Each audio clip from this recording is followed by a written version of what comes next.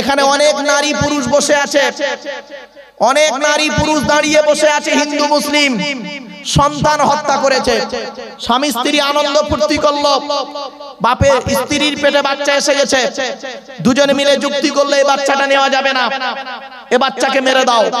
499 টাকা দামের ট্যাবলেট খাইয়ে ইনজেকশনের মাধ্যমে, ওয়াশের মাধ্যমে বাচ্চা মেরে দিয়েছেন।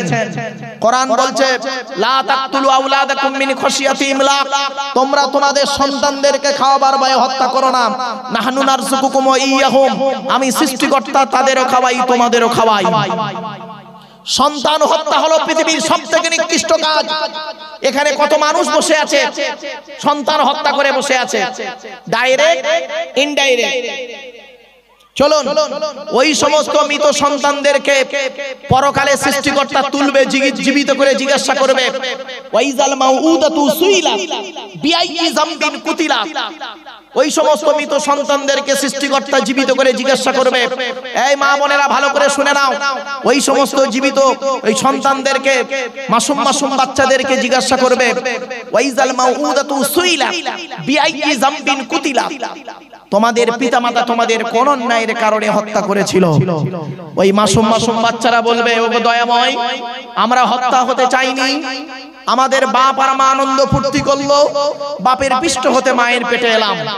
বাপ আর মা দুজনে মিলে যুক্তি করে 499 টাকা দামের ট্যাবলেট খাইয়ে ইনজেকশনের মাধ্যমে আমাদেরকে মেরে দিয়েছে। আজকের দিনে যদি জাহান্নাম বা নরকে যদি দিতে হয়, তাহলে ওই বাপ আর মায়ের বিচারটা আগে করো, তারপরে আমার বিচার যা হয় করিও।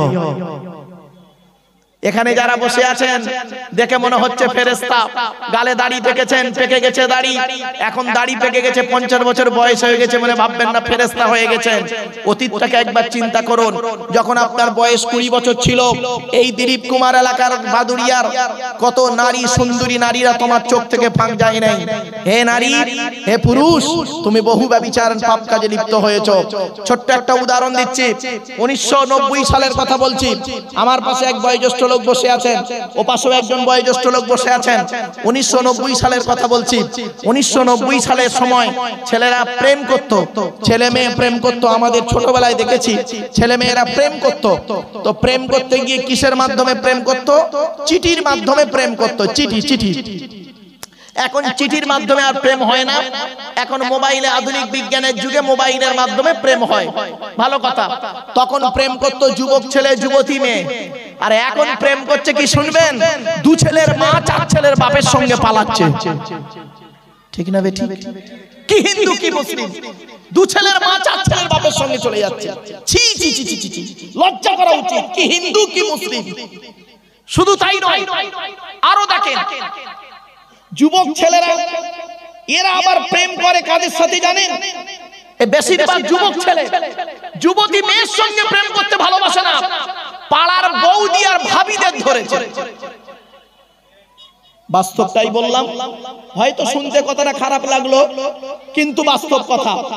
এজন্য আমি হিন্দু মুসলিম যুবকদেরকে বলবো, হে যুবক তুমি ফিরে এসো, হে যুবক তুমি ফিরে এসো, হে যুবতী নারী তুমি ফিরে এসো, যুবতী নারী তুমি ফিরে এসো, পাপ থেকে ফিরে এসো। একদিন তোমাকে শুতে হবে, একদিন তোমাকে মৃত্যুবরণ করতে হবে। চলো, সৃষ্টিকর্তা বলছে আমার নিদর্শনগুলো দেখ, আর একবার আমাকে সৃষ্টিকর্তা বলে ডাক দে, আমি তোর ডাকে সাড়া দেব। জোরে বলুন সুবহানাল্লাহ। আমার বাপেরা, এতক্ষণ আমি আপনাদেরকে জাস্ট আমার 8টা-10টা টাইম ছিল, প্রায় 9:45 পার হয়ে গেছে। আর কয়েক মিনিট আমি কমিটির কাছ থেকে নিচ্ছি সময়। আচ্ছা শোনেন, চলেন, এতক্ষণ আপনাদেরকে সৃষ্টিকর্তা সম্পর্কে সংক্ষিপ্ত ধারণা আপনাদেরকে দিলাম। এবার আসছি নবীদের আলোচনায় যাব। নবীদের আলোচনা তার আগে একবার কালেমায়ে তয়্যিবা পড়ে নিন। লা ইলাহা ইল্লাল্লাহ, লা ইলাহা ইল্লাল্লাহ, লা ইলাহা ইল্লাল্লাহ মুহাম্মাদুর রাসূলুল্লাহ।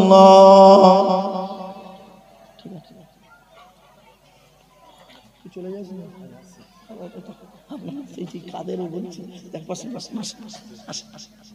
আমার বাপেরা, নবী সম্পর্কে আলোচনা এবার আমি আপনাদের কাছে করব। শুনে নিন, আল্লাহ সম্পর্কে কিছু আলোচনা করেছি এতক্ষণ, নবী সম্পর্কে আপনাদের কাছে কিছু আলোচনা করছি, শুনে নিন, খুব গুরুত্বপূর্ণ কথা।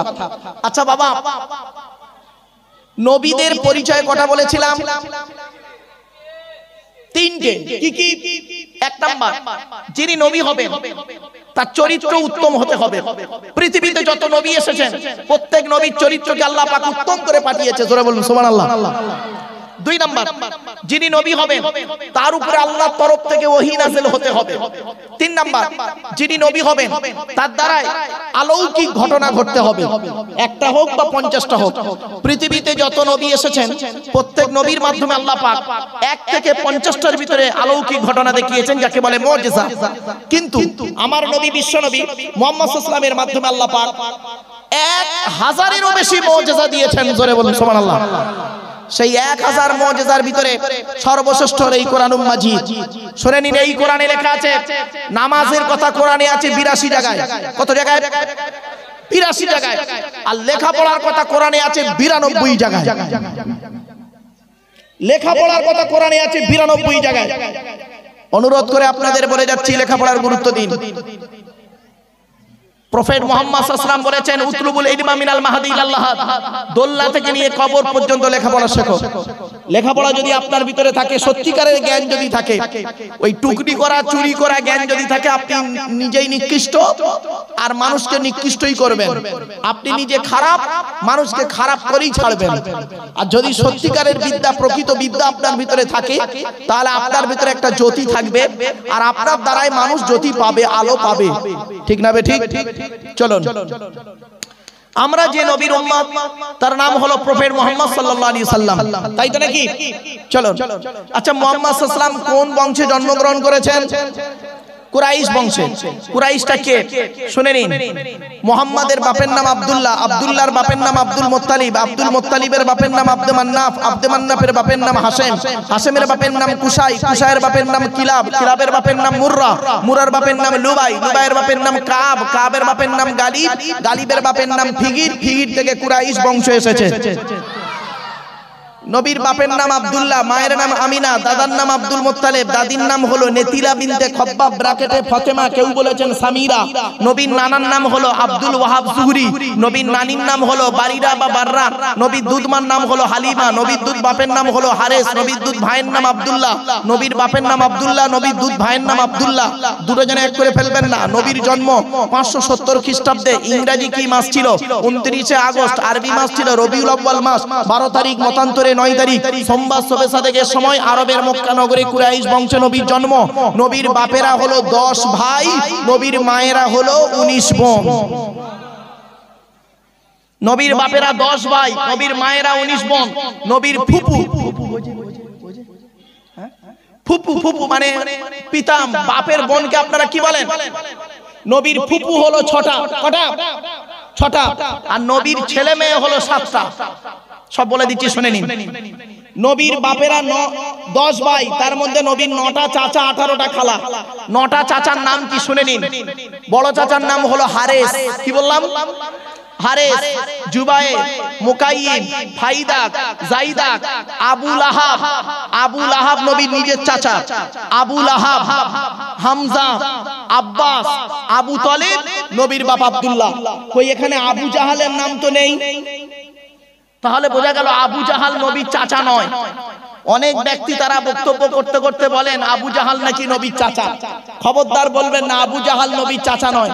তাহলে আবু জাহালটা কে? ওর পরিচয়টা কি?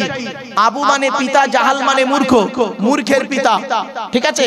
ওর পরিচয় কি? ওর অরিজিনাল নাম হলো আমের বিন হিশাম। কি বললাম? আমের বিন হিশাম। ওর বাড়ি হলো সিরিয়ায়। ওর বাপ হলো একজন মেথর, মা হলো চরিত্রহীনা নারী। আর নবী ওর লানতের সার্টিফিকেট দিল মূর্খের পিতা। তাহলে কি দাঁড়ালো? যার নাম হলো আমের বিন হিশাম, যার বাড়ি হলো সিরিয়ায়, বাপ হলো মেথর, মা হলো চরিত্রহীনা নারী, আর নবী তার লানতের সার্টিফিকেট দিল মূর্খের পিতা। তুমি বক্তাটাকে নবী চাচা বলে ওয়াজ করলে, আর জনগণ তোমার কথাই সুবহানাল্লাহ বললো। একটু বিবেককে প্রশ্ন করুন। বাপেদের অনুরোধ করে বলে যাচ্ছে আবু জাহাল নবীর চাচা নয়। চলো, প্রফেট মুহাম্মদ সাল্লাল্লাহু আলাইহি ওয়াসাল্লাম, হিন্দু মুসলিম যারা বক্তব্য শুনছেন ভাইরা, প্রফেট মুহাম্মদ কাদের নবী? আচ্ছা, নবী মুহাম্মদ সাল্লাল্লাহু আলাইহি ওয়াসাল্লাম কাদের নবী? জোরে বলুন। সবার নবী। তার দলিল কি? এই কোরআন। এই কোরআনই আছে। আল্লাহ বলছেন 9 নম্বর পারা 9 নম্বর পৃষ্ঠার 11 নম্বর লাইন, সূরার নাম সূরা আরাফ, আল কোরআন। কুল, নবী তুমি বলো, ইয়া আইয়ুহান নাস, হে মানব জাতি। আবার সেই হিন্দু মুসলমান আল্লাহ পার্থক্য করেনি।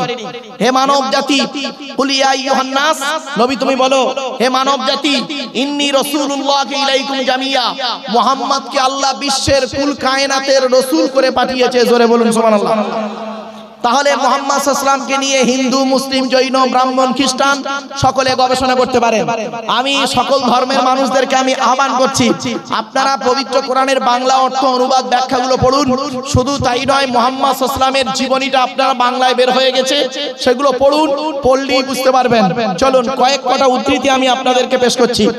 1 নাম্বার, প্রফেট মুহাম্মদ সাল্লাল্লাহু আলাইহি সাল্লাম সাধারণ মানুষের মতো তিনি একজন মানুষ ছিলেন না, পার্থক্য ছিলেন। তিনি মানুষ ছিলেন, আমি অস্বীকার করি না তিনি মানুষ নন, তিনি মানুষ, তিনি বাশার, তবে লাইসা কাল বাশারি। মুহাম্মদ সাল্লাল্লাহু আলাইহি ওয়াসাল্লাম বাশার, মুহাম্মাদুন বাশারুন, মুহাম্মদ সাল্লাল্লাহু আলাইহি ওয়াসাল্লাম একজন মানুষ, লাইসা কাল বাশারি। আমার আপনার মতো কোয়ালিটি কোয়ান্টিটির মানুষ তিনি ছিলেন না। ইয়াকুতুন হাজারুন, ইয়াকুত একটা পাথর, লাইসা কাল হাজারি, সাধারণ পাথরের মতো পাথর নয়। আপনারা হাতে আংটি ব্যবহার করেন, আংটিতে পাথর থাকে, আর বালির ভিতরেও পাথর পাওয়া যায়। ও পাথর, ইও পাথর, দুটো কিন্তু এক নয়। অনুরোধ করে বলছি, মাঠে ফসল ফলানোর জন্য আপনারা ইউরিয়া বলে একটা সার ব্যবহার করেন, ইউরিয়া দেখেছেন তো? আর হোমিওপ্যাথি ওষুধ দেখেছেন? দুধ থেকে দুটো দেখতে এক লাগে না?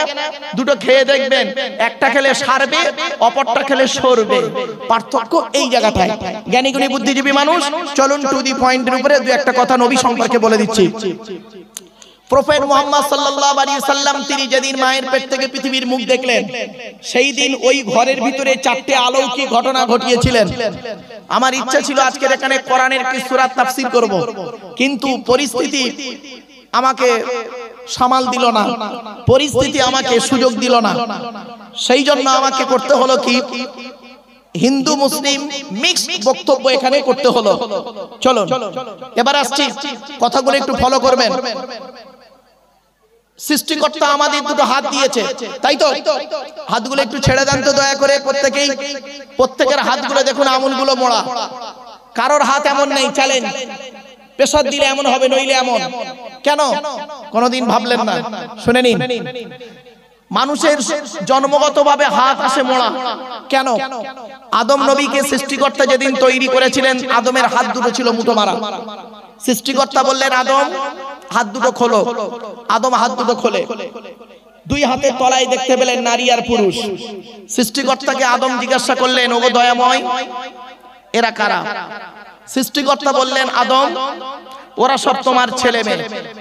আদম আবার প্রশ্ন করলেন, ওগো দয়াময়, যদি এরা আমার ছেলে মেয়ে হয়, তাহলে এদেরকে আলাদা করলেন কেন? দুই হাতের তলায় করলেন কেন?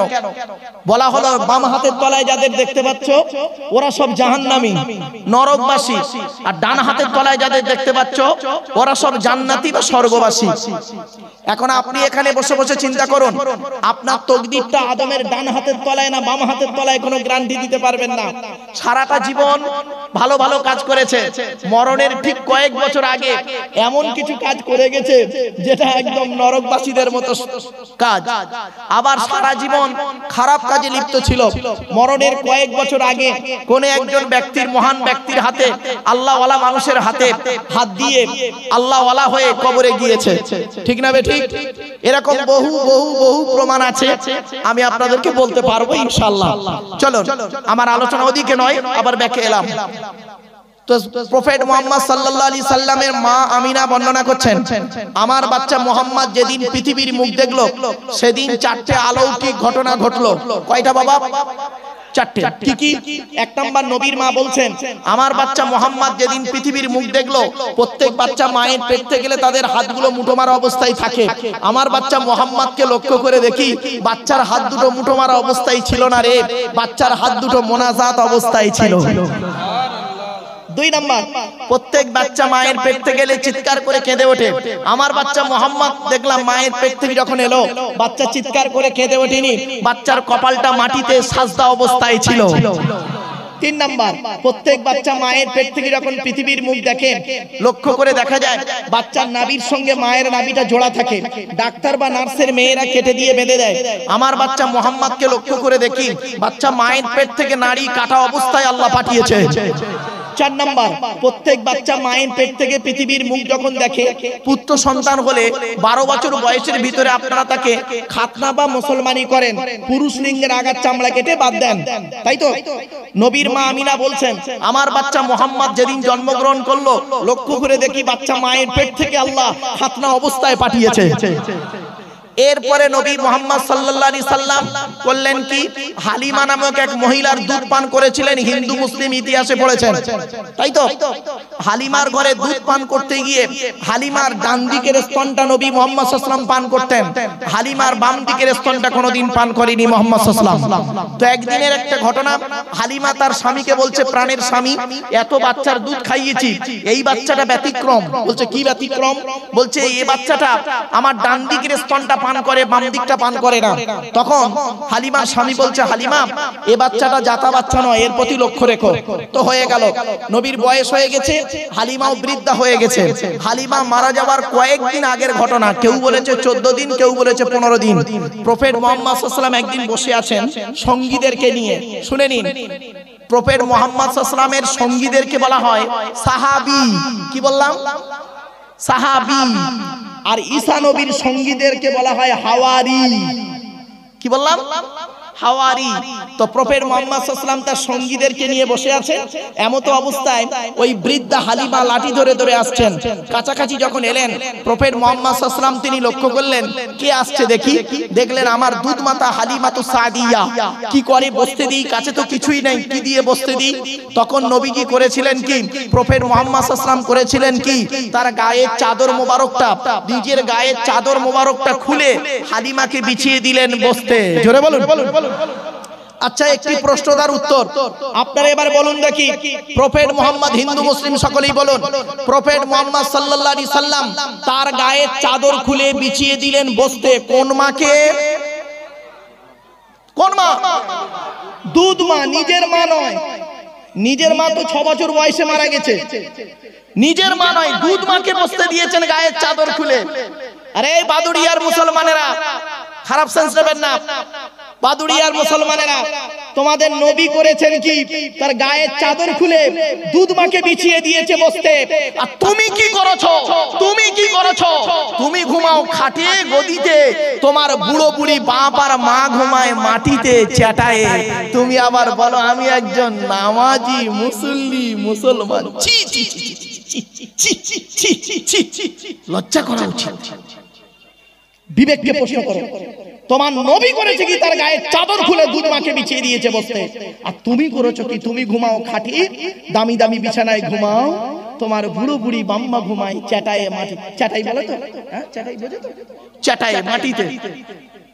শুনে রেখে দিন, এই হিন্দু মুসলমান, মায়ের ছোট্ট পেটে, মায়ের ছোট্ট পেটে ছেলের জায়গা হয় 10 মাস 10 দিন, আর ছেলের 10 তলা বিল্ডিং এ অভাগিনী মায়ের একটু শোয়ার জায়গা হয় না। ঠিক না বে ঠিক? এই জন্য বলে যাচ্ছি, আল্লাহর নবীদের পরই স্থান হলো বাপ আর মায়ের। আল্লাহর নবীদের পরই স্থান হলো বাপ আর মায়ের। বাপের প্রতি ভক্তি শ্রদ্ধা নাই, মায়ের প্রতি ভক্তি শ্রদ্ধা নাই, তুমি আমার বক্তব্য শুনবে? ছি ছি ছি ছি ছি, it is very impossible matter. চলুন এগিয়ে যাচ্ছি বাপ। এবার আসছি, প্রফেট মুহাম্মদ সাল্লাল্লাহু আলাইহি ওয়াসাল্লামকে প্রশ্ন করছে হালিমা, বাবা মুহাম্মদ একটা প্রশ্ন করব। কি মা? বলছে বাবা, তোমার মা আমিনা যখন তোমাকে আমার কোলে দিল দুধ খাওয়ানোর জন্য, সেই দিন থেকে তুমি যতদিন দুধ পান করেছো আমার ডান দিকের স্তনটা পান করেছো বাবা, বাম দিকটা কোনোদিন পান করোনি, কেন বাবা? আমার নবী নিজের থেকে কোনো কথা বলতেন না, ওমা ইয়ানতাকু আনিল হাওয়া ইন হুয়া ইল্লা ওয়াহয়ুন ইউহা। নবী চুপ করে আছেন। কিছুক্ষণ পরে নবীজি মাথাটা তুলে বলছে, মা, সৃষ্টিকর্তা আল্লাহ পাক আমাকে আপনার ডান দিকের স্তনটা পান করিয়েছেন, তাই পান করেছি, বাম দিকটা পান করায়নি, তাই পান করিনি। তো বলছে, বাবা ওটা তো শেষ কথা, কারণটা কি? কারণটা কি?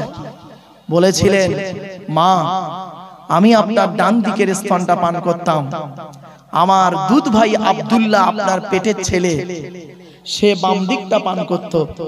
আমি যদি সাধারণ ছেলেদের মতো ডান দিক বাম দিক দুটোই পান করতাম, ভাইয়ের হক মারা হতাম। মুহাম্মদকে আল্লাহ কোনদিন মায়ের পেট থেকে ভাইয়ের হক মারতে পাঠায়নি। জোরে বলুন এ মুসলমান, সুবহানাল্লাহ তো বললে জোরে। বিবেককে প্রশ্ন করো, তুমি কি করেছো? তুমি কি করেছো? বাপ মারা গেছে, বাপ মারা গেছে, বড় ভাই বেঁচে আছে, ছোট ছোট ভাইদের সম্পত্তি নিজের নামে রেকর্ড করে নিয়ে বসে আছে। উনি আবার হাজী সাহেব, মৌলানা সাহেব। শুধু তাই নয়, কোরআন বলছে, কোরআন বলছে, শুনে রেখে দিন, কবরে গেলে কিয়ামতের মাঠে দুটো প্রশ্ন হবে। আল্লাহর তরফ থেকে প্রথম প্রশ্ন হবে আল্লাহর হক, আর বান্দার তরফ থেকে প্রশ্ন হবে বান্দার হক। আল্লাহর তরফ থেকে যে প্রশ্ন হবে সে প্রশ্নটা থাকবে নামাজ পড়েছিস কিনা, রোজা রেখেছিস কিনা, ইত্যাদি ইত্যাদি। আর বান্দার তরফ থেকে যে প্রশ্নটা করা হবে, তুই তোর আত্মীয়তার বন্ধন বিচ্ছেদ করেছিলিস না আত্মীয়তার বন্ধনকে ঠিক রেখেছিলিস? তোর ভাইয়ের সঙ্গে তোর সম্পর্ক ভালো ছিল? এইটাই তোর বিচার হবে। অনুরোধ করে আপনাদের বলে যাচ্ছি, প্রফেট মুহাম্মদ সাল্লাল্লাহু আলাইহি সাল্লাম বলেছেন, মান কানা ইউমিনু বিল্লাহি ওয়াল ইয়াউমিল আখির ফালা ইউজি জারাহু। প্রফেট মুহাম্মদ সাল্লাল্লাহু আলাইহি সাল্লাম বলেছেন, যে ব্যক্তি 100% পরকালকে বিশ্বাস করতে চায়, সৃষ্টিকর্তাকে 100% বিশ্বাস করতে চায়, সে যেন পাড়া প্রতিবেশীর উপকার করে। কি হিন্দু কি মুসলিম দেখার কোনো দরকার নেই। আহসিন ইলা জারিকা, নবী বলেছেন, আহসিন ইলা জারিকা তাকুম মুমিনান। প্রতিবেশীর উপকার করো, তবেই তুমি মুমিন মুসলমান। হে মুসলমান, হে মুসলমান, তোমার বাড়িতে একটা গাড়ি আছে, 4 চাকা গাড়ি, তোমার পাশের বাড়ি হিন্দু একজন বন্ধু, তার স্ত্রীর পেটের বাচ্চা প্রসব বেদনায় ছটফট করছে, তোমার বাড়ির গাড়িটা বের করে তাকে নিয়ে হসপিটালে ছোট, আল্লাহকে ওই জায়গায় পেয়ে যাবে, ওই জায়গায় আল্লাহকে পাবে। শুধু তাই নয়, নবীজি বলেছেন, লাইসাল মুমিনুল্লাযী ইয়াসমাউ ওয়া জারুহু জাইউন ইলা যামবিহি। নবী করিম সাল্লাল্লাহু আলাইহি সাল্লাম বলেছেন, তুমি আলাও পোলাও করে খাও, পাশের গরীব ভাইটা অনাহারে পড়ে থাকে, ওই ব্যক্তি কোনোদিন মুসলমান বলে দাবি করতে পারে না। কিছু বুঝতে পারছেন? আরেকটা কথা আপনাদের বলে যাচ্ছি, হিন্দু মুসলিম, আমি জানি আমি যে জায়গায় বসে বক্তব্য রাখছি, আমার এই বক্তব্যগুলো, যেহেতু আমি একজন ওয়ার্ল্ড হিউম্যান রাইটস কাউন্সিলের একজন ন্যাশনাল প্রেসিডেন্ট, আমার বক্তব্যকে নিয়ে অনেক চিন্তা ভাবনা চলবে। শুনে রেখে দিন, ইসলাম ধর্মের মানবতাটা কি, প্রফেট মুহাম্মদ সাল্লাল্লাহু আলাইহি ওয়াসাল্লামের মানবতাটা কেমন শুনে নিন।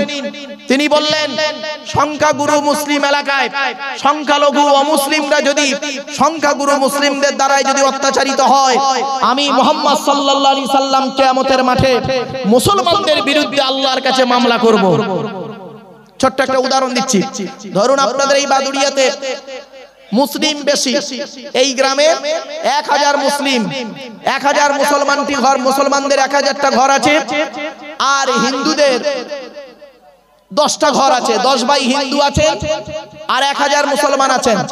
আপনারা করলেন কি, ধরুন উদাহরণ দিচ্ছি, আপনারা করলেন কি, একদম ওই 10টা হিন্দু ভাইকে মেরে হাড় গুড়িয়ে দিয়ে গাড়ি বাড়ি বাড়ি সব পুড়িয়ে দিলেন, ছাই করে দিলেন, মনে করলেন আপনারা স্বর্গবাসী হয়ে গেলেন নাকি? এত সোজা নয়। মুহাম্মদ সাল্লাল্লাহু আলাইহি ওয়াসাল্লাম বলেছেন, এইখানে কিয়ামতের মাঠে তোমরা যদি পৃথিবীতে যদি তোমরা অন্যায় ভাবে কোনো মুসলিমের প্রতি অত্যাচার করো, তাহলে মনে রাখবে কিয়ামতের মাঠে আমি মুসলমানদের বিরুদ্ধে আল্লাহর কাছে মামলা করব।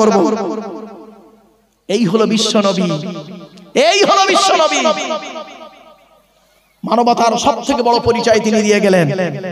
এ বন্ধু, চলুন এগিয়ে যাচ্ছি। সেই প্রফেট মুহাম্মদ সাল্লাল্লাহু আলাইহি ওয়াসাল্লাম বলেছেন, তোমার গ্রামে যদি কোনো মানুষ অসুস্থ হয়, তোমার গ্রামে যদি কোনো মানুষ অসুস্থ হয়, তুমি খবর পেয়েছো অমুক মানুষ অসুস্থ আছে, অমুক মানুষ অসুস্থ আছে, কি হিন্দু কি মুসলিম দেখার দরকার নেই, চলে যাও তার বাড়িতে দেখতে যাবে। তুমি যখন থেকে যাবার নিয়ত করবে তখন থেকে সৃষ্টিকর্তা তোমার জন্য স্বর্গে বা জান্নাতে একটা ঘর তৈরি করে রেখে দেবে। জোরে বলুন।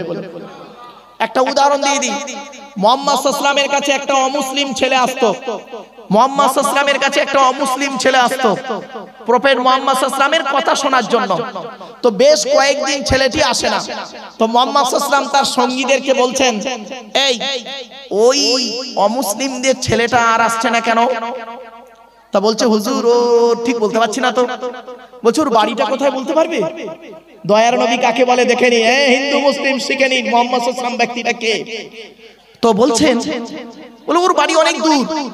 বলছে, একটু ওর বাড়ির সন্ধানটা আমাকে দেবে, আমি ওর বাড়িতে যাব। মুহাম্মদ সাল্লাল্লাহু আলাইহি ওয়াসাল্লাম করলেন কি, তার বাড়িতে গেলেন। তার বাড়িতে যেতে তার মা হলো অমুসলিম, ছেলেটাও অমুসলিম, বাপ অমুসলিম। ছেলেটির মা বলছে, বাবা আমার কপাল, আমার কপাল, আমার বাড়িতে আল আমিন এসেছে। নবীর একটা নাম ছিল আল আমিন, সত্যবাদী। প্রফেট মুহাম্মদ সাল্লাল্লাহু আলাইহি ওয়াসাল্লাম জীবনে কোনোদিন মিথ্যা কথা বলেনি। আমার বাড়িতে আল আমিন এসেছে, আল আমিন, বসো বাবা, বসো বসো। তখন নবীজি বলেছিলেন, মা আজ আর বসবো না, এসেছি আপনার ছেলের কাছে। আপনার ছেলে কোথায়? বলছে, বাবা কয়েকদিন জ্বরে ভুগছে, ওই ঘরটার ভিতরে আছে। মুহাম্মদ সাল্লাল্লাহু আলাইহি ওয়াসাল্লাম তার কাছে গেলেন, মাথার ধারে বসলেন, বসে বলছেন, দেখো তোমার বিনা অনুমতিতেই তোমার বাড়িতে চলে এসেছি। কেন জানো? তুমি কয়েকদিন আমার কাছে গিয়েছিলে, একটা অন্তরের ভালোবাসা তোমার সঙ্গে জন্ম হয়ে গেছে, এই জন্য তোমাকে কয়েকদিন দেখতে পাইনি, মনটা একটু কাঁদছিল, তাই আমি তোমাকে না জানি তোমার বাড়িতে চলে এসেছি। আজ আসি, আজ উঠলাম, আমার সৃষ্টিকর্তা আল্লাহ পাক চাইলে তোমার শরীরকে ভালো করে দেবে, সময় পেলে আমার এখানে এসো, দেখা করে যেও। এই বলে নবীজি ছেলেটির কাছ থেকে চলে এলেন। ছেলেটি সুস্থ হলো। কয়েকদিন পরে এসে ছেলেটি এসে বলছে কি জানেন? ছেলেটি এসে বলছে, হে আল্লাহর নবী, হে আল্লাহর নবী, আমি তাওরাত কিতাবে পড়েছিলাম, তাওরাত কিতাবে পড়েছিলাম পৃথিবীর শেষ লগ্নে একজন নবী আসবে, তার ভালোবাসা, তার ব্যবহার, তার চরিত্র সারা পৃথিবীর মানুষকে মুগ্ধ করবে। অতএব আপনার ব্যবহার আমার মনকে মুগ্ধ করেছে, আজই আমি ইসলামের কালেমা পড়ে মুসলমান হয়ে গেলাম। এরই নাম ইসলাম। চলো।